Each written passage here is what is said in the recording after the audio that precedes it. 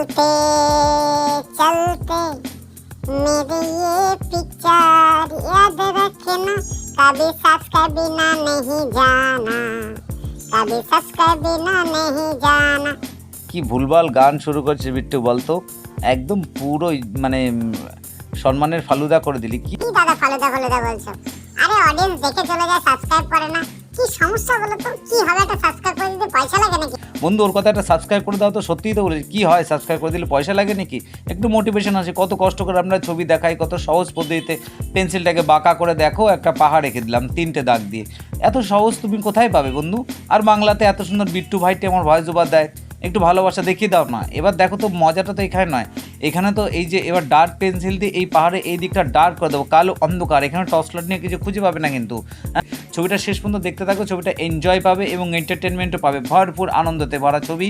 এবং এই ধরনের ছবি পেতে গেলে সন্তু আর্ট স্টুডিও। আচ্ছা, চ্যানেলের নামটা চেঞ্জ করতে চাইছি, তোমরা মতামত জানাও। সন্তু আর্ট অ্যান্ড ব্লগ কেমন হবে একটু বলো। টুকটাক ব্লগ দিচ্ছি তো।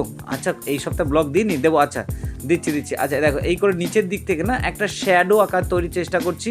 এবং এটা একটা নদীর পাড়ে যে মানে গাছের গুঁড়ি দিয়ে সারিবে, গাছের গুঁড়ির সারি যে জায়গাটা থাকে সেটাকে ডার্ক শেডে আঁকার চেষ্টা করব। এবং এই শেডের পোর্শনটা পুরোটা কিন্তু আমি ডার্ক পেন্সিল থেকে, যেটা গ্লাস মার্কিং বলি। এবং তারপরে এদিকে যেটা আমি করে দেবো, দেখো ছোটো ছোটো ঝাউ গাছ আঁকবো এবং ঝাউ গাছটা খুব স্পিডটা বাড়িয়ে দেবো, নাহলে ছবির লেন্থটা অনেক বড় হয়ে যাবে। এবে একটা এবং দুটো, তারপরে এখানে ছোট্ট একটা ঘাস এঁকে দিয়ে এই জায়গাটা একটু ডার্ক শেড করে দেবো। সেম বরাবরের মতন প্রথমে ডার্ক পেন্সিল, তারপর লাইট পেন্সিল ইমপ্লিমেন্ট আমি করব। এবং এখানেও বরাবরের মতো নিচে শেড করে দেওয়ার পর একটা, দুটো এবং 3টে এইভাবে আমি গাছ করে দিলাম এবং এই জায়গাটাকে শেড করে দেবো।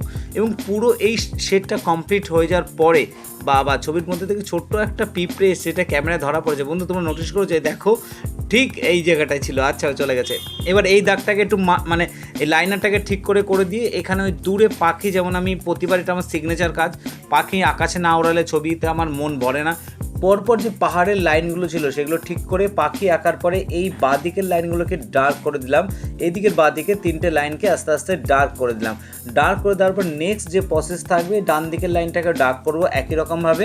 এবং দূরে ছোট্ট একটা মাঝি এবং সে একটা নৌকা নিয়ে যাচ্ছে, তার একটা কালো ছায়া মূর্তি দেখা যাচ্ছে। তো কেমন লাগছে এই ধরনের ভিডিওগুলো? লাইক, শেয়ার, সাবস্ক্রাইব করতে ভুলো না। ভালো লাগলে কিন্তু অবশ্যই শেয়ার করো এবং অন্যকে দেখার সুযোগ করে দিও। টাটা, বাই বাই, আবার দেখা হবে কাল।